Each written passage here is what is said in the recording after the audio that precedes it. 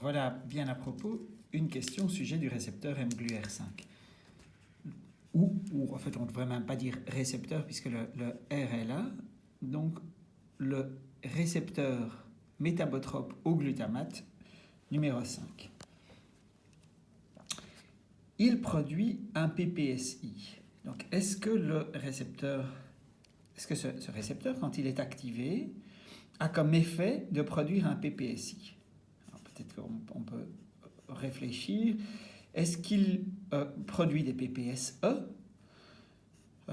donc au contraire des potentiels excitateurs? Est-ce qu'il entraîne donc une dépolarisation de la membrane? Est-ce qu'il entraîne une hyperpolarisation de la membrane? Peut-être que c'est un petit peu compliqué. Laissons-les. Au potentiel de repos, il est bloqué par le magnésium. Alors ça, on n'a pas du tout vu. Hein. On a vu cette structure de récepteur métabotrope, et peut-être que cette question nous tend un petit piège avec le récepteur NMDA. Le récepteur NMDA qui, en effet, a un ion de magnésium qui le bloque au repos, c'est-à-dire quand le potentiel de membrane est à moins 70 millivolts, mais vous savez que dès qu'il y a une dépolarisation, l'ion de magnésium quitte cet endroit, mais ça c'est bien le récepteur NMDA. Ici, on est au récepteur mGlu-R5. Donc cette proposition-là, je vais la barrer. Si son activation rend le neurone moins excitable de manière retardée. Donc c'est des questions-là, moins excitable et de manière retardée. Bon, réservons-nous un petit peu. Le GABA en est un agoniste endogène. Non, c'est un récepteur au glutamate. Et son agoniste, c'est bien le glutamate et pas le GABA. Donc, on peut barrer ça sans difficulté. Alors, souvenons-nous du fonctionnement du mGlu-R5. Dans le glutamate s'il y a une cascade qui va entraîner la synthèse d'une protéine, et cette protéine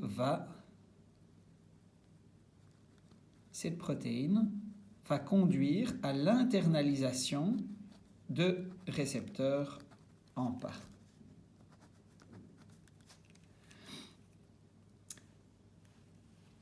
Il n'y a pas de production de potentiel postsynaptique. La liaison du glutamate avec le mGlu-R5 n'ouvre pas, même indirectement, de canaux ioniques qui feraient entrer ou sortir des ions de manière à changer le potentiel de membrane. Donc on n'a pas une modification du potentiel de membrane simplement par la liaison du glutamate au récepteur mGlu-R5. On n'a donc ni PPSE ni PPSI, ce qui est assez exceptionnel. C'est le seul cas que nous allons voir dans ce cours. Et nous avons vu au contraire dans tous les récepteurs que quand ils sont activés, ils entraînent un potentiel postsynaptique. Eh bien, ce n'est pas le cas. Ce qu'on a vu au contraire, c'est que de manière retardée, donc pas immédiate, il va diminuer la disponibilité des récepteurs AMPA au niveau postsynaptique, au niveau de la synapse. Ça fait que les PPSE qu'on obtiendrait par activation des récepteurs AMPA, ces PPSE seront moins importants puisqu'ils résulteront de l'activation totale de moins de récepteurs AMPA. Ça fait que la même stimulation, la même quantité de glutamate libéré dans la fente synaptique résultera en une réponse postsynaptique moins importante, que la cellule postsynaptique sera donc moins excitée en réponse à la même stimulation présynaptique. Et on peut donc dire son activation rend le neurone postsynaptique, le neurone qui le porte, moins excitable, mais il est plus difficile, donc on n'arrive plus à l'exciter autant avec la même stimulation de manière retardée. C'est exactement son mécanisme qui est illustré ici.